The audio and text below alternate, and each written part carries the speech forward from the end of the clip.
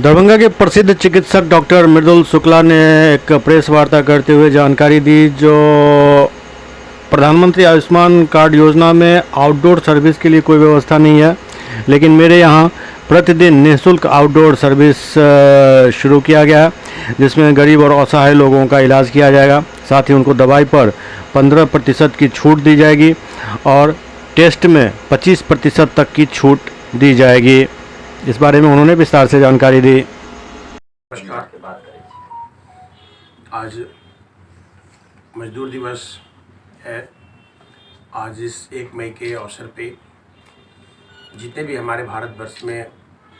कार्मिक हैं उन सबों को मैं दिल से शुभकामनाएं देता हूं कि लगातार स्वस्थ होते हुए वो अपने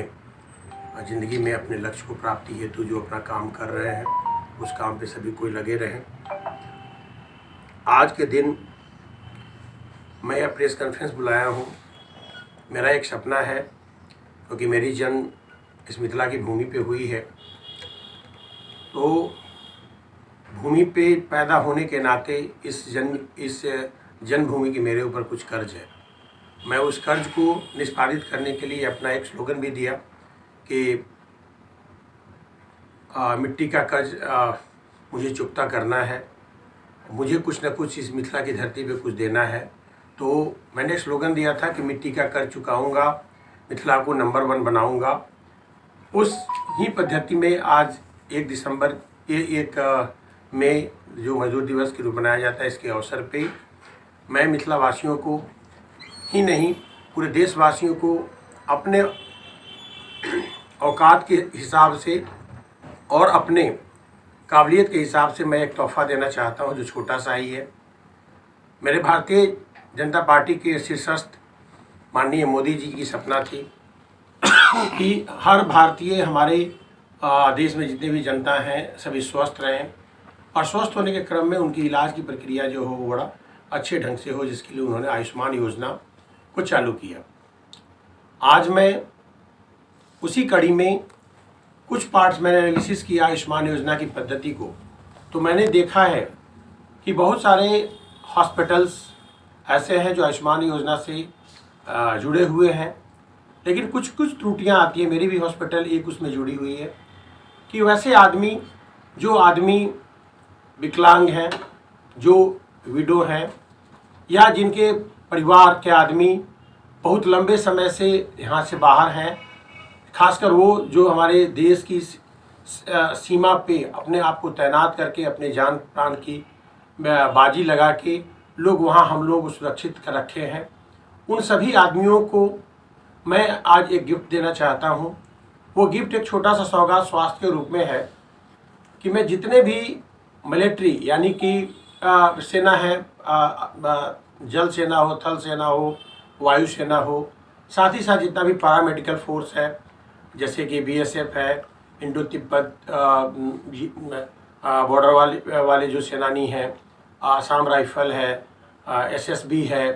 CRPF है, CISF है, इन सभी के जितने भी उनके घर के लोग हैं,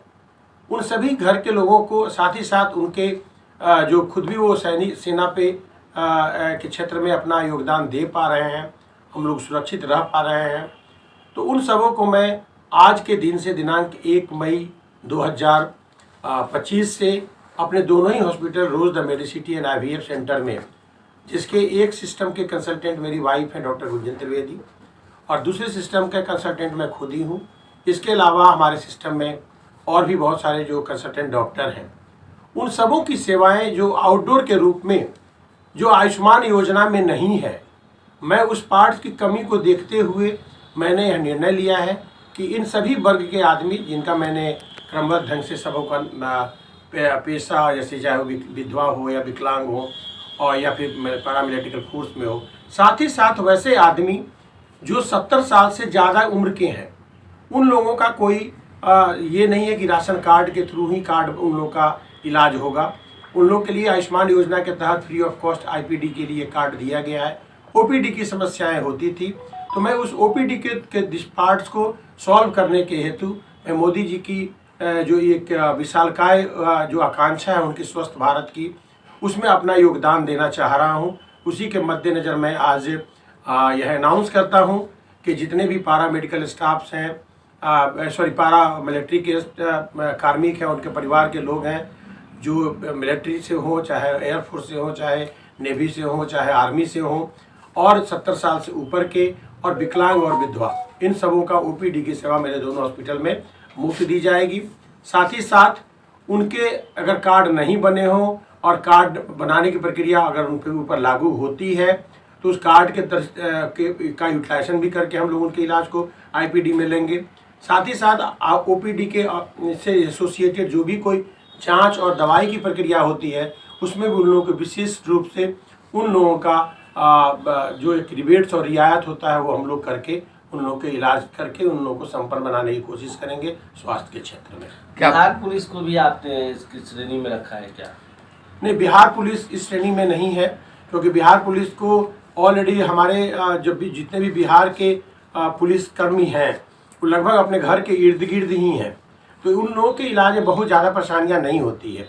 लेकिन वैसे जो भी बॉर्डर पे, भारत के बॉर्डर पे काम कर रहे हैं वो घर से बहुत दूर है, तो उन लोगों को अपने बच्चों के इलाज कराने में या अपने परिवार के लोगों का इलाज कराने में, या वैसे आदमी जिनके माता पिता बुजुर्ग हैं और वो लोग बाहर रह रहे हैं तो 70 साल की अवस्था अगर पार कर गए हैं तो उन लोगों की सेवाएं हमारे पास से ओपीडी